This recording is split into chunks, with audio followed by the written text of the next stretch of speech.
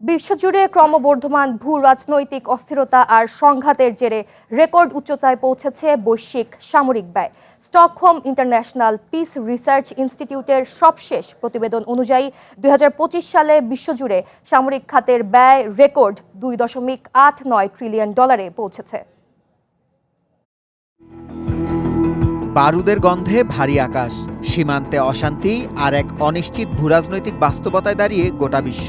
শান্তি স্থাপনের বদলে রাষ্ট্রগুলো বেছে নিয়েছে অস্ত্র প্রতিযোগিতার কঠিন পথ। সিপ্রির পরিসংখ্যান বলছে ২০২৫ সালে বৈশ্বিক সামরিক ব্যয় ২.৯% বেড়ে দাঁড়িয়েছে $2.89 ট্রিলিয়ন, যা এ যাবৎকালের সর্বোচ্চ। সামরিক ব্যয়ের এই প্রতিযোগিতায় বরাবরের মতোই শীর্ষে আমেরিকা। তবে ইউক্রেনের জন্য নতুন কোনো আর্থিক সহায়তা পাস না হওয়ায় গত বছর দেশটির খরচ ৭.৫% কমে $৯৫৪ বিলিয়ন দাঁড়িয়েছে। যদিও বিশ্লেষকদের মতে ব্যয়ের এই নিম্নগতি সাময়িক,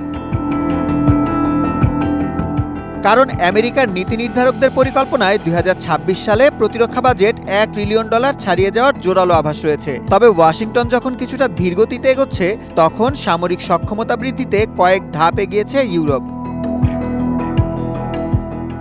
গত এক বছরে ইউরোপের সামরিক ব্যয় বেড়েছে রেকর্ড 14%। নেটোর ২৯টি ইউরোপিয়ান সদস্যের মধ্যে ২২টি দেশই এখন তাদের জিডিপির অন্তত 2% প্রতিরক্ষায় ব্যয় করছে। ১৯৫৩ সালের পর মহাদেশটির সমরসজ্জার এমন তোড়জোড় আর দেখা যায়নি।